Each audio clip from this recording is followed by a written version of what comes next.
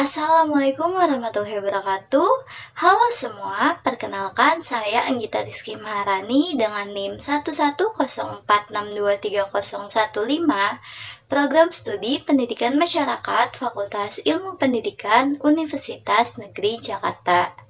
Di sini saya akan mengajak teman-teman semua untuk melakukan gerakan Gemari, Generasi Maritim Indonesia, dalam membangun kepekaan dan kesadaran lingkungan laut. Indonesia sendiri dikenal sebagai negara maritim dengan kekayaan laut yang melimpah. Laut bukan hanya sumber kehidupan bagi masyarakat pesisir, tetapi juga bagian penting dari ekosistem global. Oleh karena itu, generasi maritim Indonesia memiliki peran strategis dalam menjaga dan melestarikan lingkungan laut. Sebelumnya, apa sih generasi maritim itu? Generasi maritim merupakan kelompok generasi muda yang memiliki kesadaran dan kepedulian tinggi terhadap lingkungan laut. Laut kita saat ini menghadapi berbagai permasalahan serius yang dapat mengancam ekosistem dan keseimbangan lingkungan laut. Yang pertama, pencemaran laut. Pencemaran laut merupakan salah satu masalah paling mendesak. Pencemaran ini mencangkup berbagai jenis limbah, diantaranya limbah plastik. Setiap tahun, sekitar 8 juta ton plastik masuk ke laut. Plastik dapat bertahan di lingkungan selama ratusan tahun, sehingga dapat merusak ekosistem laut. Hewan laut sering mengira plastik sebagai makanan yang bisa mengakibatkan kematian. Tumpahan minyak dari kapal atau rig minyak juga dapat menyebabkan kerusakan besar pada ekosistem laut. Minyak membentuk lapisan di permukaan air yang dapat menghalangi oksigen masuk ke dalam air, sehingga dapat membahayakan kehidupan laut. Limbah industri dan pertanian seringkali mengandung bahan kimia berbahaya yang dapat mencemari air laut. Bahan kimia ini dapat menyebabkan perubahan hormon pada hewan laut dan merusak terumbu karang. Yang kedua, penangkapan ikan secara berlebihan. Penangkapan ikan yang tidak terkendali dapat mengancam populasi ikan dan keseimbangan ekosistem. Metode penangkapan yang merusak seperti penggunaan jaring pukat dasar dapat menghancurkan habitat laut. Overfishing juga menyebabkan penurunan jumlah ikan tertentu sehingga dapat menyebabkan kritis yang bisa berdampak pada rantai makanan laut secara keseluruhan. Selanjutnya yang ketiga, kerusakan terumbu karang. Terumbu karang merupakan salah satu ekosistem laut yang paling berharga dan juga yang paling rentan. Kerusakan terumbu karang dapat disebabkan oleh berbagai faktor, termasuk kegiatan seperti penangkapan ikan dengan dinamit, pencemaran, dan pembangunan pesisir dapat merusak terumbu karang. Selanjutnya, peningkatan suhu laut akibat perubahan iklim dapat menyebabkan pemutihan karang. Proses ini terjadi ketika karang mengeluarkan alga yang hidup di dalam jaringan mereka, yang memberikan mereka warna dan nutrisi. Selanjutnya yang keempat, perubahan iklim. Perubahan iklim memiliki dampak yang luas dan berbahaya bagi lautan. Mereka memiliki dampak diantaranya suhu laut yang lebih tinggi dapat menyebabkan stres termal pada organisme laut, termasuk terumbu karang. Pemutihan karang adalah salah satu tanda stres tersebut. Selanjutnya, kenaikan permukaan laut akibat pencairan es di kutub dapat mengancam habitat pesisir dan meningkatkan resiko banjir di wilayah pesisir. Perubahan iklim juga dapat mempengaruhi arus laut yang dapat mengubah distribusi nutrisi di laut. Dampak pencemaran laut dan perubahan ekosistem. Pencemaran laut tidak hanya berdampak pada ekosistem laut, tetapi juga pada kesehatan manusia.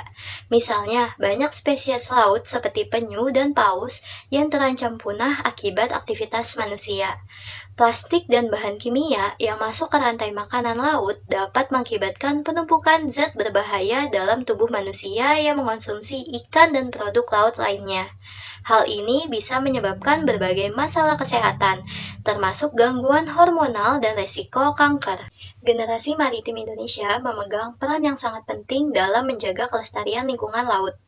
Di antaranya, yang pertama, generasi maritim memiliki tanggung jawab untuk mendidik masyarakat tentang pentingnya ekosistem laut. Hal ini dapat dilakukan melalui program-program pendidikan lingkungan yang bertujuan untuk memberikan pemahaman serta lebih mendalam tentang ekosistem laut, termasuk flora dan fauna yang ada di dalamnya. Program edukasi ini dapat mencangkup kegiatan seperti seminar, workshop, dan kampanye yang menargetkan berbagai kelompok usia, mulai dari anak-anak hingga dewasa. Selanjutnya yang kedua, tindakan nyata dalam konservasi laut. Sangat diperlukan karena generasi maritim dapat berpartisipasi aktif dalam berbagai kegiatan lingkungan, seperti mengorganisir dan ikut serta dalam kegiatan bersih pantai untuk mengurangi sampah, terutama sampah plastik yang mencemari sekitar pantai. Mengalahkan penanaman mangrove yang berfungsi sebagai pelindung pantai dari abrasi dan sebagai habitat bagi berbagai spesies laut. Selanjutnya terlibat dalam program-program konservasi terumbu karang untuk menjaga keanekaragaman hayati laut dan kesehatan ekosistem terumbu karang. Yang ketiga, pengembangan teknologi ramah lingkungan sangat diperlukan untuk menjaga kebersihan dan kesehatan lingkungan laut. Generasi maritim dapat berkontribusi dengan menciptakan atau mendukung inovasi, seperti mengembangkan teknologi yang mampu membersihkan laut secara otomatis dari sampah dan polutan lainnya. Selanjutnya, inovasi di dalam pengolahan limbah yang lebih efektif dan efisien, sehingga tidak mencemari laut. Maka dari itu, langkah-langkah yang dapat dilakukan, yang pertama mengurangi penggunaan plastik.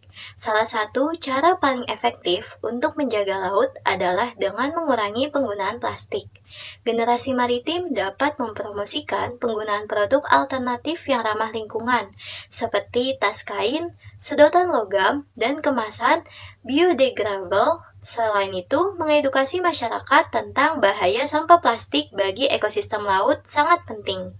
Yang kedua, mendukung produk ramah lingkungan melalui dengan memilih dan mendukung produk-produk yang tidak merusak ekosistem laut, merupakan langkah konkret lainnya. Generasi maritim bisa mendorong penggunaan produk yang memiliki sertifikasi ramah lingkungan dan memastikan bahwa produk tersebut tidak menggunakan bahan-bahan yang dapat merusak ekosistem laut, seperti mikroplastik dalam kosmetik. Selanjutnya yang ketiga, menyebarkan kesadaran. Dengan memanfaatkan media sosial dan platform digital lainnya, generasi maritim dapat menyebarkan informasi dan edukasi tentang pentingnya menjaga kebersihan dan kelestarian laut. Melalui kampanye online, pembuatan konten edukatif, dan ajakan untuk berpartisipasi dalam kegiatan lingkungan bisa menjangkau audiens yang lebih luas dan meningkatkan kesadaran masyarakat. Generasi maritim Indonesia memiliki tanggung jawab yang besar dalam memastikan kelestarian laut. Melalui edukasi, aksi nyata, dan inovasi, mereka dapat menjadi agen perubahan yang lebih efektif. Dengan langkah-langkah praktis seperti mengurangi penggunaan plastik, mendukung produk ramah lingkungan, dan menyebarkan kesadaran, generasi ini bisa memastikan bahwa kekayaan laut Indonesia tetap terjaga untuk masa depan yang berkelanjutan. Dukungan dan partisipasi aktif dari semua lapisan masyarakat akan sangat menentukan keberhasilan upaya konservasi ini